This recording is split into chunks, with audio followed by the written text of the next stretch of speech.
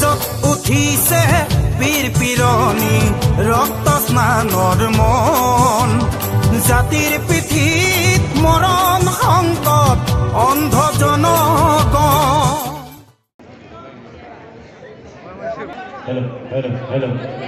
অনুগ্ৰহ কৰি আমাৰ গাড়ীখন ওলাই যাবলৈ সুবিধাকণ কৰি দিয়ে যেন।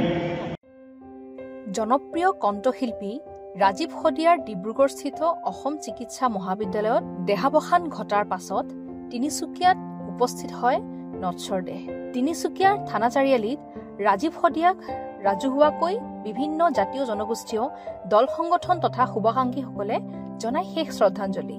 জাতিৰ সংকটৰ সময়ত জনতাৰ পক্ষত থাকি গীতৰ জৰিয়তে জনমত গঠন কৰাৰ লগতে জনতাৰ সতে সদায় থিয় দিছিল ৰাজীৱ শদিয়াই। থানা চাৰিআলিত শ্ৰদ্ধাঞ্জলি জ্ঞাপনৰ পিছতে ৰাজীৱ শদিয়াক সমদল কৰি লৈ যায় গেলাপুখুৰীস্থিত বাসগৃহলৈ আৰু পৰৱৰ্তী সময়ত শদিয়াস্থিত নিজ স্থানীয় বাসগৃহলৈ লৈ যোৱা হয় ৰাজীৱ শদিয়াৰ নশ্বৰ দেহ। মই একেবাৰে মৰ্মাহত।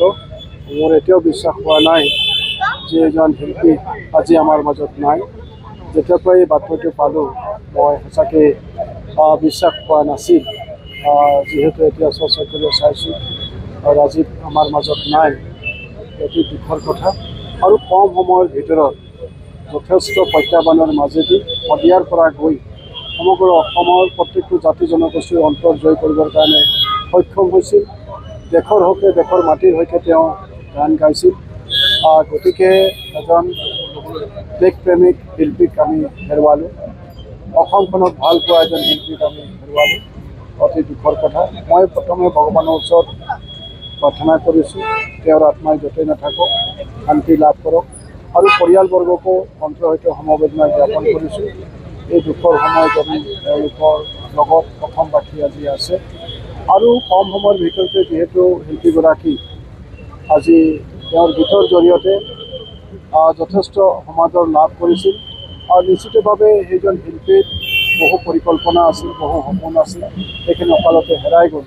গতিকে আমি তথা শিল্পীসকলৰ সকলোৰে এটা দায়িত্ব আহি পৰিছোঁ যাতে তেওঁ যিখিনি বিচাৰিছিল, তেওঁ যিখিনি ভাবিছিল সেইখিনি যাতে আমি তথা আমাৰ শিল্পীসকলে পূৰণ কৰাৰ বাবে সকলোৱে চেষ্টা কৰি একত্ৰে কাম কৰোঁ। মই এটাকে কামনা কৰিছোঁ।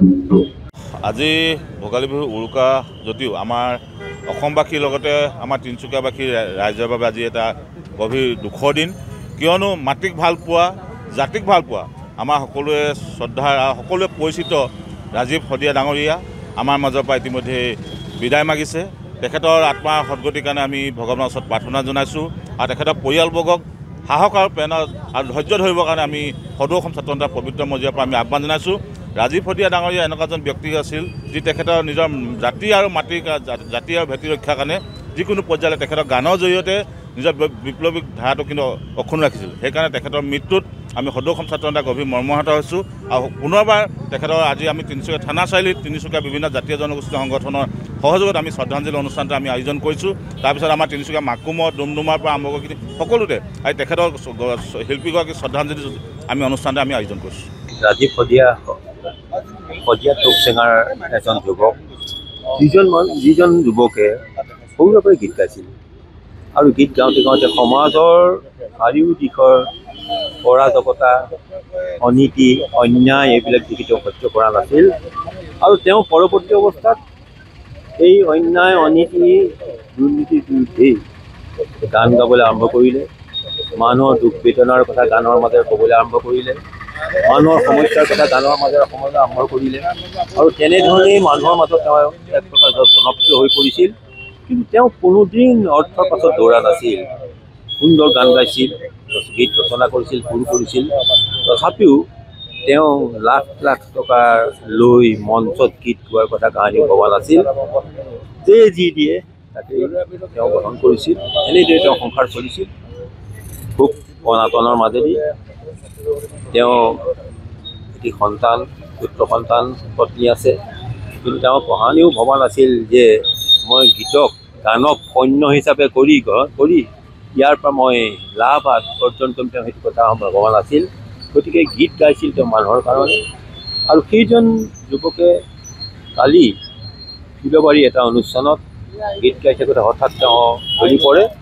তাৰপিছতে তেওঁ ডিব্ৰুগড় অসম চিকিৎসা মহাবিদ্যালয় লৈ যোৱা হয় আৰু তাত গম পায় যে আচলতে তেওঁ বৰ বেয়া ধৰণে হৃদৰোগত আক্ৰান্ত হ'ল আৰু তাতেই তেওঁ মৃত্যু ঘটিল। এজন যুৱক, যিজন যুৱকে মানুহৰ কথা কৈছিল, মানুহৰ গীত গাইছিল, মানুহৰ সমস্যাৰ কথা কৈছিল, সেইজন যুৱক আমাৰ মাজৰ পৰা হঠাৎ হেৰাই যোৱাটো আচলতে অতি বেদনাদায়ক কথা আৰু মানুহৰে বাবে সি এটা অনিষ্টকৰ এটা বিষয়। গতিকে মই ভাবিছোঁ এই যুৱকজনটো আৰু ঘূৰি নাহে, কিন্তু তেওঁলোকৰ পৰিয়ালটো আছে, এই পৰিয়ালটোৰ কথা যাতে আমাৰ ৰাইজে ভাবে, আমাৰ চৰকাৰেও ভাবে। তেওঁৰ এতিয়া 7 বছৰীয়া সন্তান, এই সন্তানৰ পঢ়া শুনাৰ কথা আছে, পৰিয়ালটো চলি থকাৰ কথা আছে। গতিকে ৰাইজৰ লগতে চৰকাৰেও এই ক্ষেত্ৰত কিছু গুৰুত্ব দি ৰাজীৱ শদিয়াৰ পৰিয়ালটো যাতে ভৱিষ্যত এটা সুৰক্ষিত ভৱিষ্যত নিৰ্মাণ কৰাৰ কাৰণে কাম কৰে, তাৰ কাৰণে মই আহ্বান জনালোঁ। ৰাজীৱ দাৰ মৃত্যু আচলতে সমগ্ৰ অসমীয়া জাতিৰ বাবে অপূৰণীয় ক্ষতি। তেওঁৰ দৰে সাহসী কণ্ঠ আৰু দ্বিতীয় এজন ওলাব নে নোলাব সেইটো ক'বলৈ টান, কাৰণ তেওঁ সমাজৰ বাবে সদায় মাত মাতি গীত গাই আহিছিলে। তেওঁ সদায় উদাত্ত কণ্ঠৰে গাই আহিছিলে, প্ৰতিটো কথা, প্ৰতিটো মানে সমস্যাৰ মাত মাতিছিলে তেখেতে। গতিকে তেওঁৰ মৃত্যুত আমি সকলোৱে বহুত বেছি মৰ্মাহত হৈছোঁ আৰু বিশেষকৈ মোৰ কেৰিয়াৰৰ একদম আৰম্ভণিৰে পৰা তেওঁক পাইছোঁ। তেওঁ যথেষ্ট মানে সহায় কৰা আৰু মোক যথেষ্ট উৎসাহ দিয়া এজন ককাইদেউ আছিলে। গতিকে তেখেতক হেৰুৱাটো মানে মোৰ বাবে সঁচাকৈ বহুত বেছি এটা দুখ লগা কথা।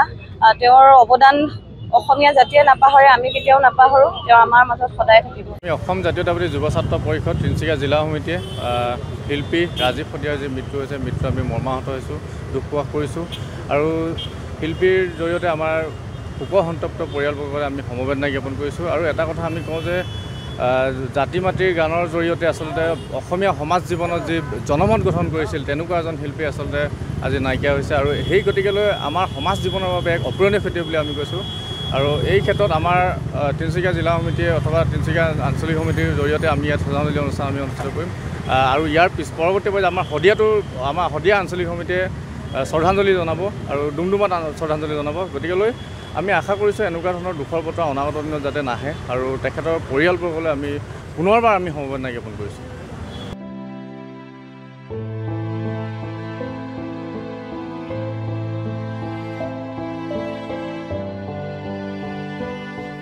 News desk report, AG news.